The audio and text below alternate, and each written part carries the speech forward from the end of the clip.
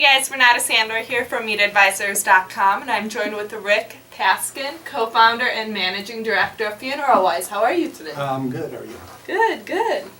So I want to start off with asking you, who are you, and then what is FuneralWise? Okay. Well, I'm a guy that's been kicking around the business community in Chicago for a long time. Started my career in public accounting as a CPA for a national firm. Then went into management consulting for a large consulting firm doing operations improvement, systems development, strategic planning, that type of thing. And then the last half of my career I've been building businesses for myself and for others. During the 90s we had a video television production company. Then I started doing some work with a good friend of mine who'd been in the cemetery funeral business his whole career. And so we did some projects together, and back at the time of the big .com boom when everybody's looking for the next great website, we had this brilliant idea. We knew this funeral industry, so we were going to create a website. Yeah. So we created FuneralWise.com, and it's been a couple years building it out, but it was just too early. It was before Google had emerged. Everybody was still on dial-up at the time. There was really not a viable financial model we could find. So we put it on the shelf for quite some time. A few years ago, brought it back, redeveloped the site, and now I think we are the preeminent funeral resource on the web. With kind of the heart of our site is this online funeral planning application. Something a young person like you doesn't really think about, but it's something as older people start thinking about and a necessary thing. And what we're trying to do, in the process of doing, is trying to build an online marketplace for funerals. If the funeral industry is one of the few, maybe the only industry anywhere that is where the web has not become a significant part of the business. I mean, most funeral homes, cemeteries, they don't even have websites today, if you can believe that.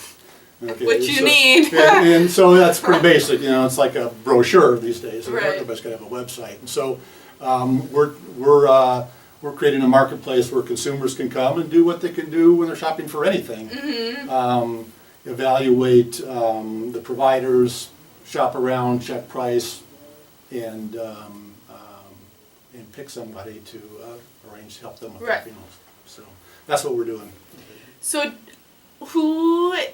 what kind of, what am I trying to say? Like, do you go out to these funeral homes and try to partner with them, or how does that kind of work? How do you get them onto your website? Well, that's kind of what we're in the process of now. Okay. We started our site really as a consumer-oriented site. The idea was, let's go out to the consumer, get them coming in, and so we do have the consumer coming into our site for all kinds of information, customs information, funeral etiquette information. What do I say? What do I do? I've got to go to this funeral. I've got a friend whose parent has died.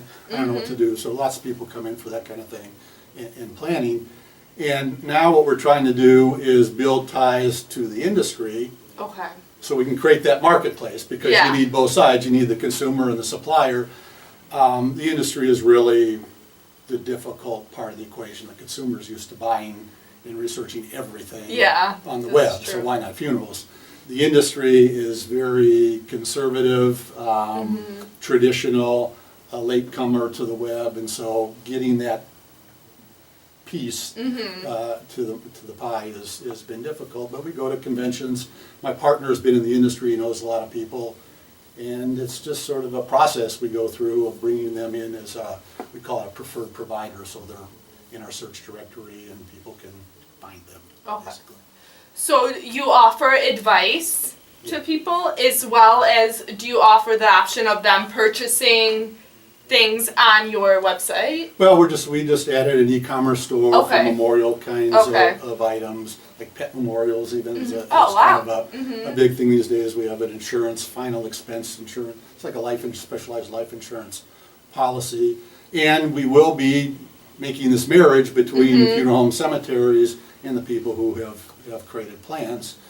We have something we call forums where people write to us and just ask all kinds of questions, and a lot of them, it becomes almost like a Dear Abby kind of thing, usually involving weird family members and ex-spouses, and can this one show up to my funeral, and should they be included in the, the obituary, and all kinds of stuff like that.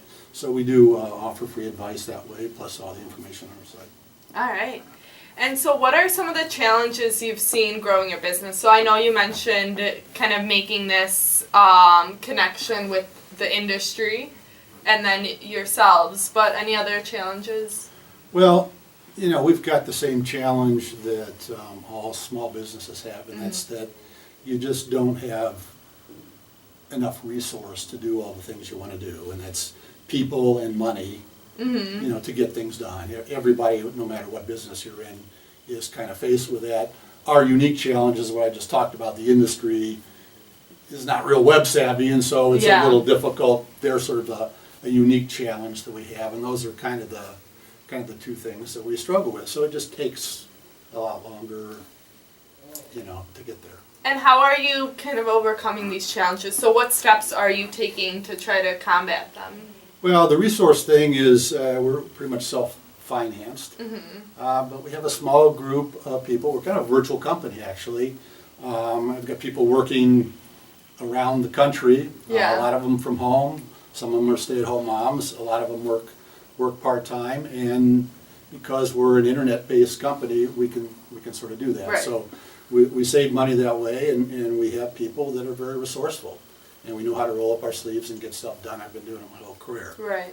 And so that's really how we get by, is just, digging in and working hard and being patient. Definitely. And so kind of moving away from the business and more on to you, what drove you to become an entrepreneur? Boy, that's a good question. I like building businesses. I spent a lot of my career in consulting. It's very project-oriented, and it was kind of nuts and bolts. We built systems, and so I always liked this idea of creating something that drives an aspect or entire part of a business, and so it's just what I like. Yeah. And it just kind of follows that doing your own thing is something I just always wanted to do, and that's kind of what I've been doing, either, like I said, for myself or sometimes as a consultant for other people.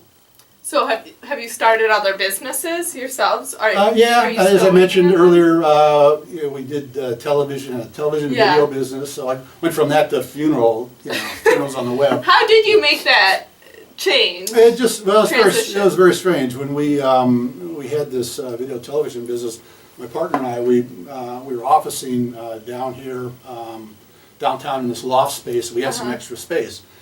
My friend, who I mentioned is my partner in FuneralWise, had just sold the family cemetery business. Okay. And so he went into a consulting business and needed office space. So he moved in with us. So we had this very weird thing going on where we're doing television and video, and he's over here consulting with cemeteries. But because of my financial background, systems background, I kind of helped him on a lot of projects. So that got me involved in the industry, and it just sort of went from there. I kind of think of myself as the accidental funeral guy. I never set out to do it. You just sort of go on this path, and here you find. So you didn't grow up really wanting to be in the funeral business?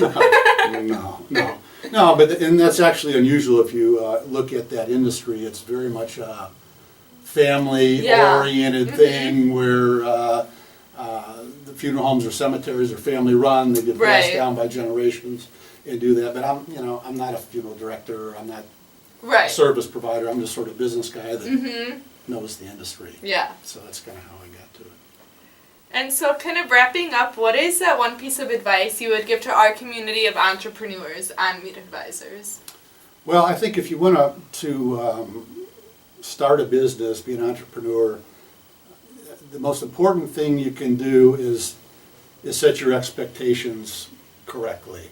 I guarantee you it will take you longer to accomplish what you want to accomplish than you think. I mean, I've seen hundreds of projections for businesses. I've created a lot of them. They're almost always overly optimistic. It's just much harder to get there than you realize. And so you need to be prepared for that. You need to be in it for the long haul. I think a lot of businesses fail just because they can't sustain themselves long enough to be successful, because you're going to make mistakes. Things are going to go differently than you think. You have to be adaptable. It takes time. If you can't hang in there, you know, for the long term, it's tough. Yeah. So that's what I would say.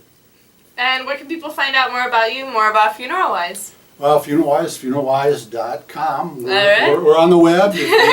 One of these days, you'll need some information there, and check it out, and we'll be there. All right. Well, guys, check out FuneralWise.com and check out MeetAdvisors.com for more videos and blogs. Thank you.